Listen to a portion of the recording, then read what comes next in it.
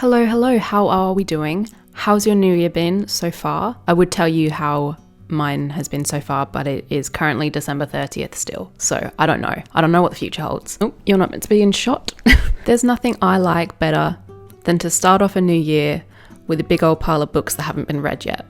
So this is my 2024 reading list / TBR, whatever you want to call it. I know many of you are into your books, so I thought you'd probably appreciate seeing what I'm going to read this year. First up is The Mermaid of Black Conch by Monique Ruffy. I think that's how you say it. I'm not going to lie, I just like the cover, so I picked it up.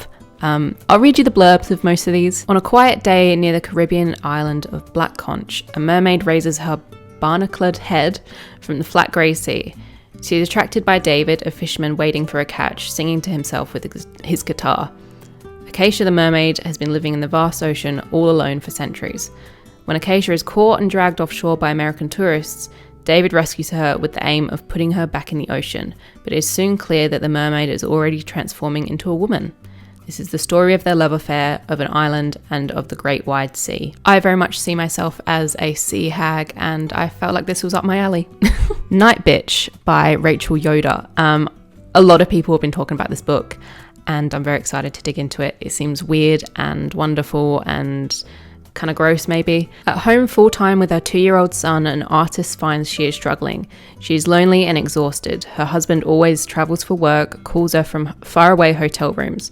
One more toddler bedtime and she fears she might lose her mind. Instead, she starts gaining things, surprising things that happen one night when her child will not sleep.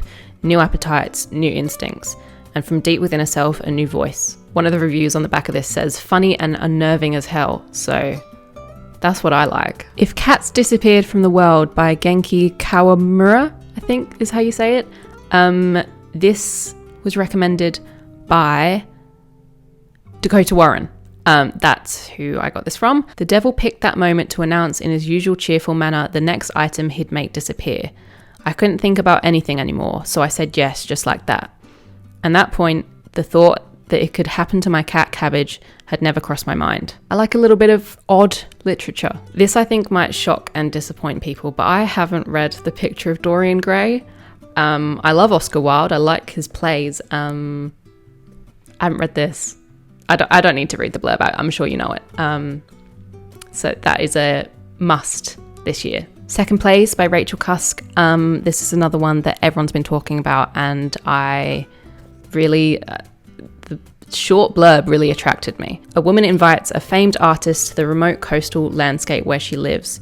Drawn to his paintings, she believes his vision may penetrate the mystery at the centre of her life. But as a long, dry summer sets in, his provocative presence soon twists the patterns of her secluded household. Doesn't that just intrigue you? 100 Years of Solitude by Gabriel Garcia Marquez. This has been on my TBR for a long time, and I just thought, now's the time. It's a classic. If you haven't heard of it, it's like a family... what's the word? Not a family epic.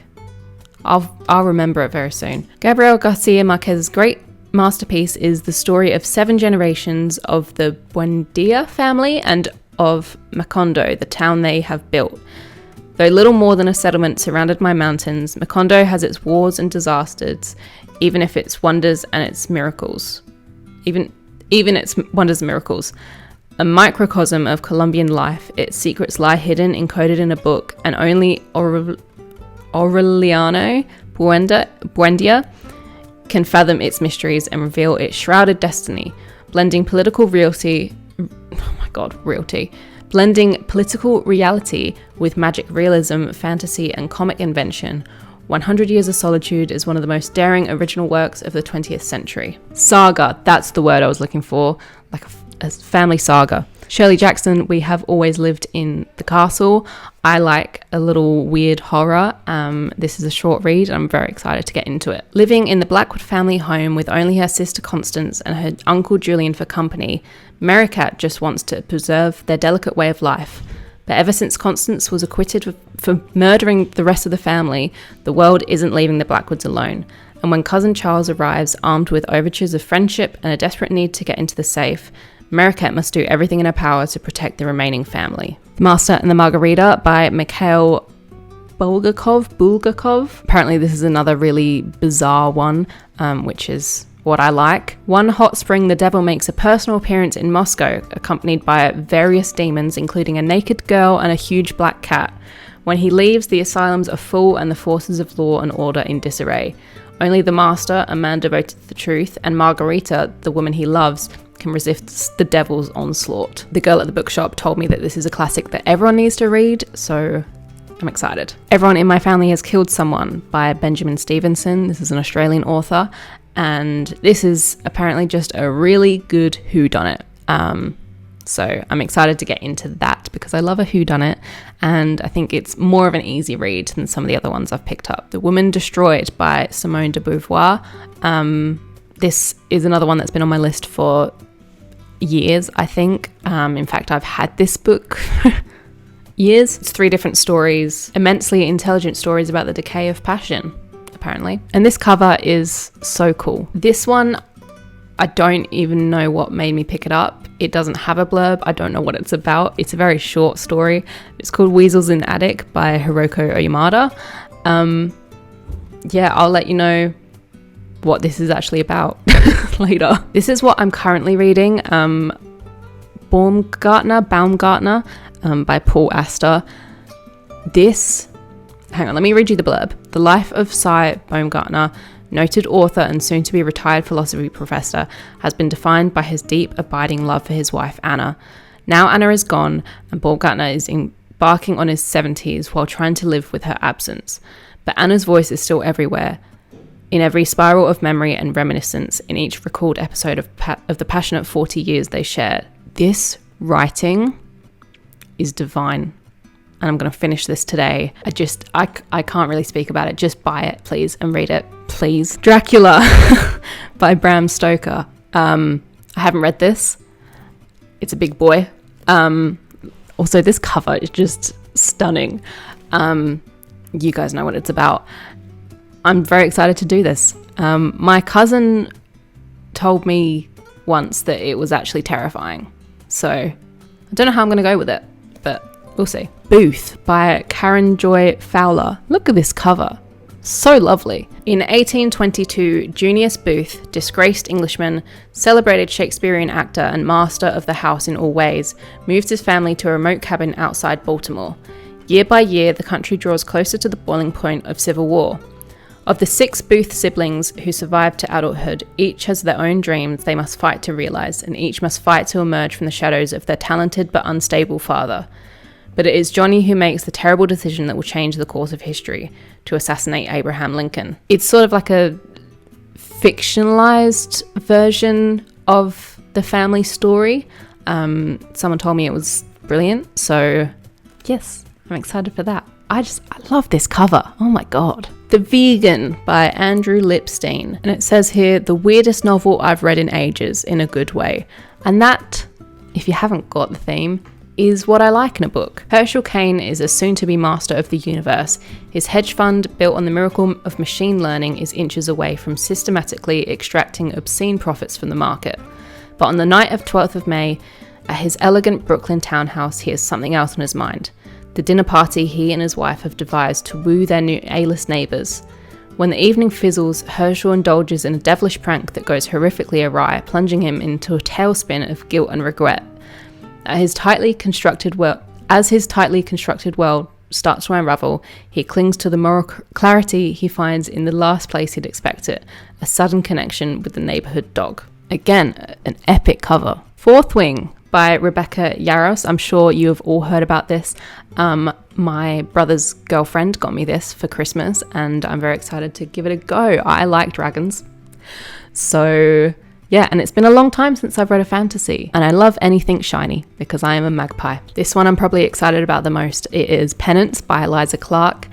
I've had this, I've been looking for this in bookshops for months, not been able to find it. I kind of don't like to order online if I can help it. Nearly a decade after the horrifying murder of a 16-year-old Joan Wilson in a seaside town, journalist Alex has written the definitive account of the crime. A dizzying feat of investigative mastery. Corelli's book is built on hours of interviews with witnesses and family members, painstaking historical research, and most notably, correspondence with the killers themselves. The result is a riveting snapshot of lives rocked by tragedy and a town left in turmoil. The only question is, how much of this story is true? I love crime. I love crime dramas. So, yes. This one I picked up purely because I saw someone on Instagram that I like reading it, so I am very easily influenced. And this is Good Material by Dolly Alderton. It doesn't really have a blurb, but as far as I know, it's a rom-com.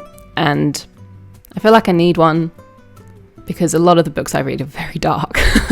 So this will be, a good one to kick the year off with. And last but not least, we have Venomous Lumpsucker by Ned Bowman. This one I wanted to get about a year ago and I couldn't find it, and then I forgot about it, and then I saw it in Dimmicks the other day and I was like, yes, thank you. When people talk about this book, I kind of get the vibe that it's got that weird sort of vibe. I hate the word vibe, but I'm using it.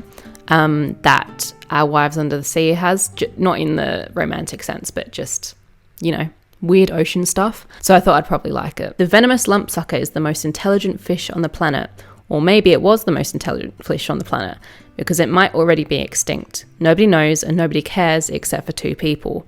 Mining executive Mark Halliard has a prison cell waiting for him if that fish is gone for good, and biologist Karen Resaint needs it for her own darker purposes. They don't trust each other, but they've left with no choice but to team up, pursuing the lumpsucker across the strange landscapes of near-future Europe.